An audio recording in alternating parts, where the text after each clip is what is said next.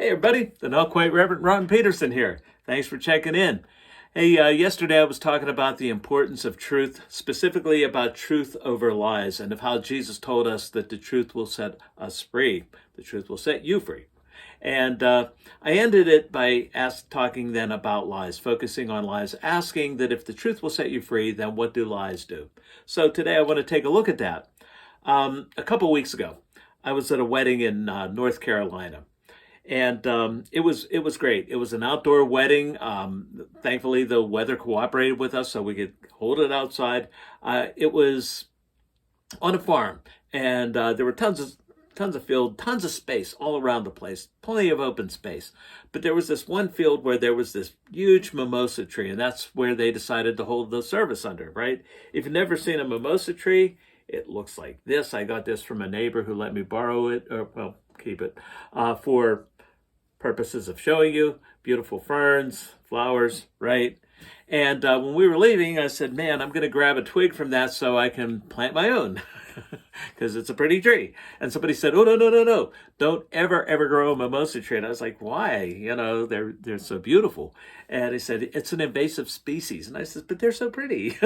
Like, because it's pretty, it can't be an invasive species. Are you kidding me? That's probably what helped it become invasive. Everybody wanted to plant one. So anyways, I found out later it is an invasive species. I looked it up and found out that it hosts a fungal disease that can affect the plants around it. And also, it grows big and it grows dense. And sometimes, because it's so dense, it can block the light to the other plants around it, the native plants, which can keep them from thriving. So by the way, this is a great spiritual metaphor. Stick a pin in that. I'll be returning to it. Okay, for right now, in 2011, private citizen, then Donald Trump, went public with something that he was investigating. He was trying to find out for sure whether Barack Obama was born in the United States or not. That was a campaign issue in 2008. Done by opponents of Barack Obama, trying to discredit him as being qualified for president. And it was just a big nothing. You know, it was all a lie. Fox News gave Donald Trump the platform in 2011.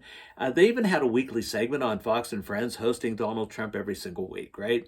And I remember watching one of those at one time, and I heard Trump saying on there that he had investigators in Hawaii, and what they're finding, you wouldn't believe what they're finding.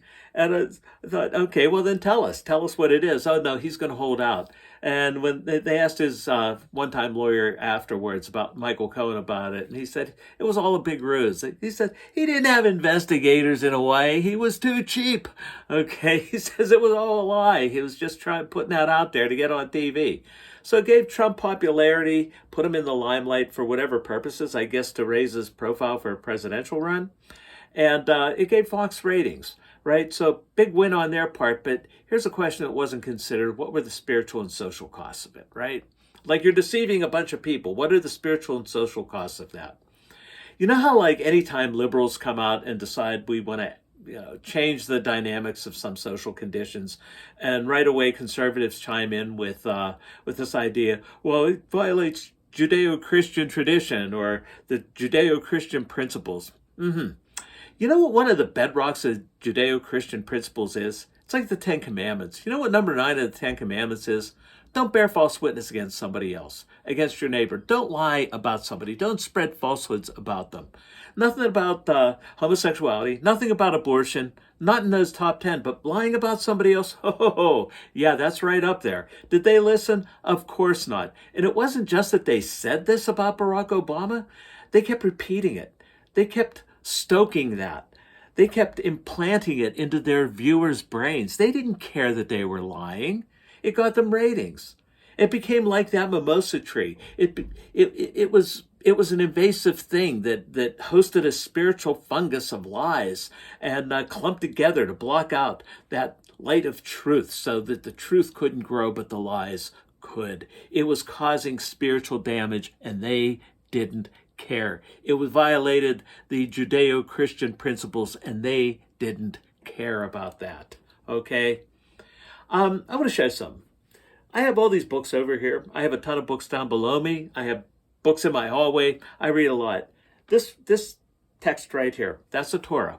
You see, it's all by itself. You know why? Because it is the most sacred text I own. Okay, and I consider it sacred, and sacred means separate, and so I actually keep it separate from my other books. It's holy, it's for a holy purpose. And it has a commentary, which I love, so I really truly love this volume. And this is what it says about commandment number 9, bearing false witness. The prohibition covers not only the act of witnessing, but goes further. It addresses itself to the character of the person. So what does it say about the character of Donald Trump and of Fox News when they were intentionally spreading what they knew was to be a falsehood? The Hebrew text does not speak of false testimony, but of a false testifier. The liar infects both himself and the social fabric. I want you to think about that, because again, it sounds like that invasive species, right? That adversely affects our spiritual condition. Now, that was over a decade ago, okay? It was a lie. And there are people who still to this day believe it, okay? Now, again, this is a spiritual issue I'm talking about. This is not politics. This is a spiritual issue, and we need to pay attention to it. And we need to understand that if it worked then, they're going to try it again, and it's going to affect us again spiritually. So I want you to think about that. Next time around, as bad as this was, something else I'm going to talk about next time around is even worse spiritually. And it was evangelical Christians that helped push that along. I'll be talking about that next time. I hope to see you then.